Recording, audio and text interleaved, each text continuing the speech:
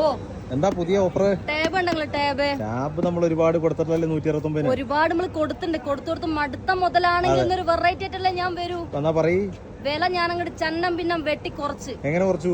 169 ദിറംസിനല്ലേ നമ്മൾ മുമ്പ് കൊടുത്തത്. അതെ 129 ദിറംസിന് ഇതാക്കാൻ കൊടുക്കാൻ പോണു. 129 ദിറംസിനോ കൊടുക്കണേ? അപ്പൊ എന്താ അതിന്റെ കോൺഫിഗറേഷൻ കുറഞ്ഞിട്ടുണ്ടാവും. നമ്മൾ അങ്ങനെ ചെയ്യൂലല്ലോ.